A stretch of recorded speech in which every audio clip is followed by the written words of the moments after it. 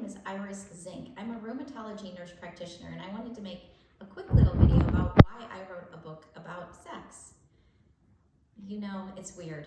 I gave one to my neighbor, and it's hard. Like, why did you write a book about sex? My neighbor said. My kids say the same thing. Can you imagine being my kid?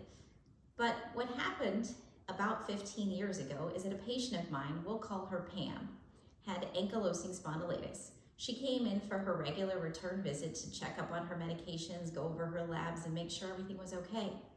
As I was reaching for the doorknob to leave the patient exam room, she said, "I have one more question for you."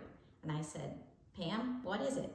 And she said, "I can't open my legs wide enough to have sex with my husband." And I thought to myself, wow, I did the stupid dog thing. I turned my head. She said, "Oh, I've embarrassed you." I said, "You haven't embarrassed me. I just don't know where the answer is." I said, "Can I get back with you in 2 weeks?" She said, "Sure."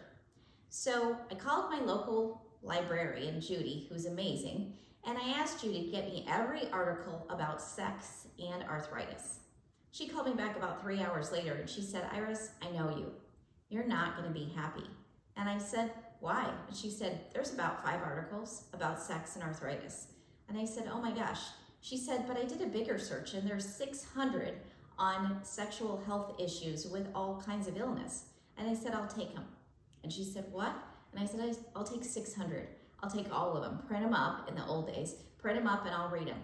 I read them, I highlighted them, I narrowed them down to the good ones. I read 50 books regarding sexual health issues, and I started giving lectures to other healthcare providers to teach them about the importance of talking to patients about sex.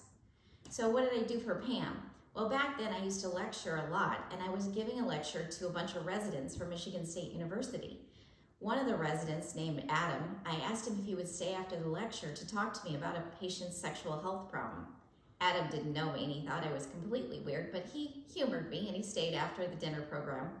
I told Adam what was going on with Pam, and Adam said, "You know what, I think I can help her with some really good physical therapy, including pelvic floor physical therapy and some exercises. We might be able to get some manipulation into her pelvis and see if we can help her to regain some of that mobility that she's lost so she can have intercourse with her husband."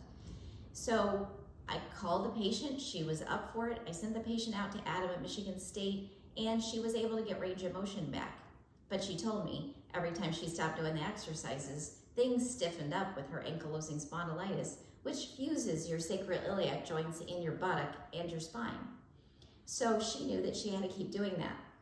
But I thought to myself, if Pam's having problems, how many of my other patients are having sexual health concerns? So I decided that it was important to teach other healthcare providers about the importance of asking. Because when I started asking my patients about their sexual health issues, I was floored about how many of them were grateful that I just started the conversation. It's important to have a conversation, whether you're a patient, a parent, or even a friend. I also co-wrote the book with Jenny Palter, who for many years worked at the Lupus Foundation of America and had seen me give the lectures.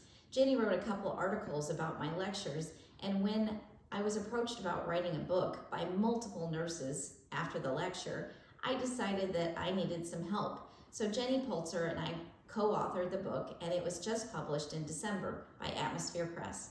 It's available on Amazon, but you can also order it on our website where you can find more videos like this one.